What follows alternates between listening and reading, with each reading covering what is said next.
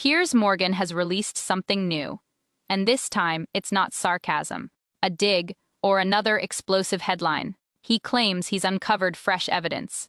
Evidence that could completely turn Meghan Markle's pregnancy narrative on its head.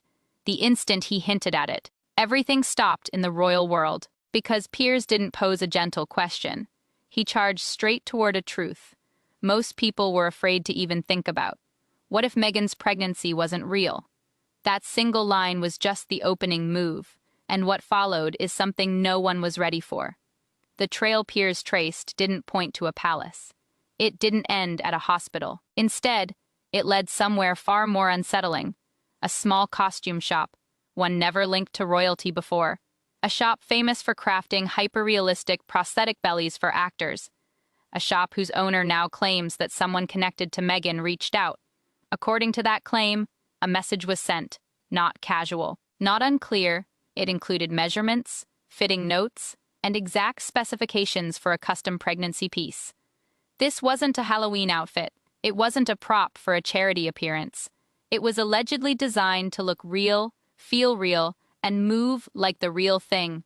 This is the secret no one was prepared to confront, because if even part of this allegation is true, then Meghan's most intimate chapter, the one the world defended, celebrated, and believed, may not be what it appeared to be. And in that moment, Piers Morgan didn't just ignite discussion. He forced open a door that was never meant to open, a door leading directly into the center of a royal mystery. This wasn't a children's costume shop. This wasn't a Halloween outlet selling plastic props.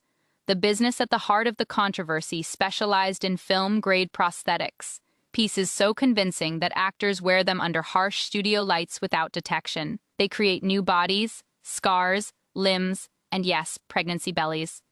The shop owner says that one day, a message arrived, not a question, not a friendly inquiry, a commission, allegedly from Meghan Markle or her representatives. And it was precise, measurements, fitting details, technical notes only professionals would understand. This wasn't a simple request. It wasn't rushed. The claim is that it was for a fully custom pregnancy prosthetic, molded to the wearer's body, designed to move naturally, flawless from every angle. The owner was reportedly shocked. These requests usually come from movie studios, production teams, directors preparing scenes, never from someone tied to the royal family. That single detail, never from royalty, is what caused this story to fracture. Because if the request was real, the question grows louder. Why would Meghan need this? That was the turning point, the moment the rumor stopped sounding like gossip and became a puzzle with one missing piece glowing like a warning sign. And then the spotlight shifts away from Meghan, straight onto Prince Harry. Throughout Meghan's pregnancy, Harry wasn't just her husband, he was her protector, her shield, her voice when she felt unheard. He stood before cameras holding her hand, telling the world she was strong, brave, wounded, hopeful. So when the prosthetic allegation surfaced, a new question rang out, one no one could silence. Where was Harry in all of this? The truth splits into only two possible paths. Path one, Harry knew. And if he knew, he wasn't just standing nearby, he was involved. A partner in maintaining a carefully polished story that looked like reality. He helped protect it, display it, defend it. He allowed the world to believe something that may not have been true. In that version, Harry becomes someone who saw the illusion and helped keep it alive. Path 2, Harry didn't know, and this path is even more disturbing. How does a man living with his pregnant wife every single day miss something so significant? How could it stay hidden? Why would it need to be hidden at all? What kind of wall exists between two people for a secret like this to survive if Harry didn't know? The story becomes one of silence, of decisions made quietly behind closed doors, of a marriage carrying a crack no one acknowledged. Neither path brings comfort, neither one fits the fairy tale the public was given, and that's why this chapter lands so hard. No matter which path is true, something breaks. The couple once celebrated as a dream suddenly looks human, fragile, flawed, complicated. For Meghan and Harry, reputation isn't decoration, it's everything. When they stepped away from royal duties, they didn't take palaces, power, or centuries of influence with them. They took their story. Their story became their armor, their currency, their Hollywood handshake, their brand. Producers bought into their emotions. Companies aligned themselves with their struggle. Millions followed their reinvention. Their influence was never built on crowns or castles. It was built on belief. Belief that their words were truthful. Belief that their journey was genuine. Belief that their pain and struggle were real. But an allegation involving pregnancy, especially one tied to motherhood, vulnerability, and loss, shakes that foundation at its core. Every story reaches a moment when the question outweighs the answer. This is that moment. Because if Meghan ever requested a prosthetic belly even once, even hypothetically, the world is forced into a far darker psychological spiral. Who carried the pregnancy? Who gave birth to the children? And what does that mean for everything we thought we knew? These aren't small questions. They aren't gossip or background noise. They are fractures running straight through the center of a story once believed to be unbreakable.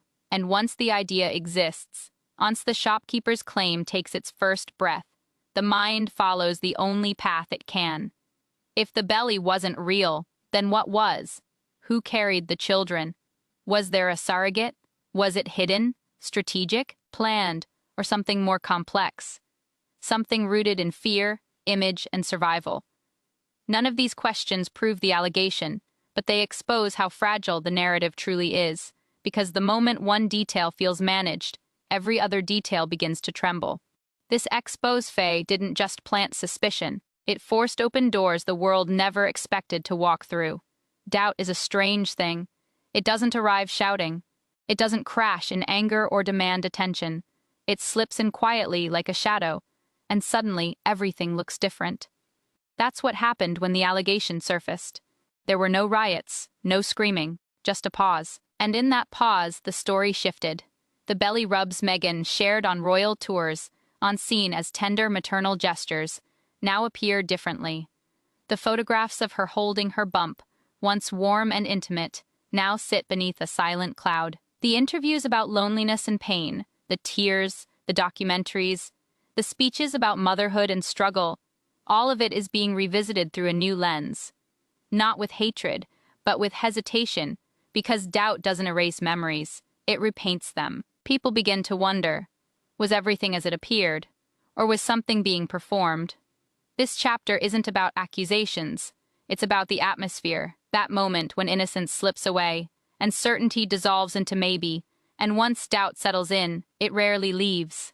Every major expose reaches a point where the world holds its breath, waiting for what comes next. This story has arrived there, because somewhere out there is a shopkeeper claiming to have received a request, a custom-made pregnancy prosthetic, built with cinematic precision. If that shopkeeper ever produces a receipt, an invoice, an email, a photograph, a production record, then this story doesn't become a scandal. It becomes a rupture. A historical one. It would rewrite Meghan's public identity, tear down what millions believed was real, send shockwaves through Hollywood, the royal world, and every interview she ever gave. And even without proof laid bare, something irreversible has already occurred. The world is now waiting.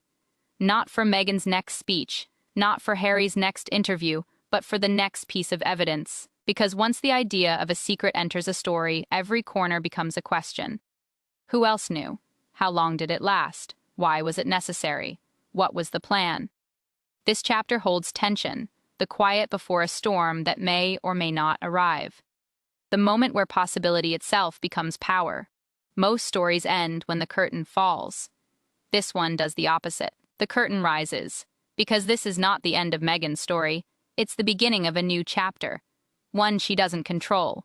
One shaped by questions, powered by doubt, carried by the possibility that something deep inside the fairy tale was never real.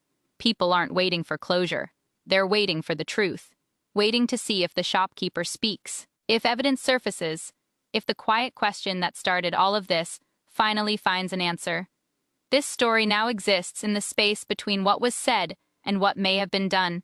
A space where illusions wobble, where performances unravel, where truth, whatever it is, stands just beyond the curtain, ready to step forward, and when it does, the world will be watching, not because they want Meghan to fall, but because they want the story to finish the sentence.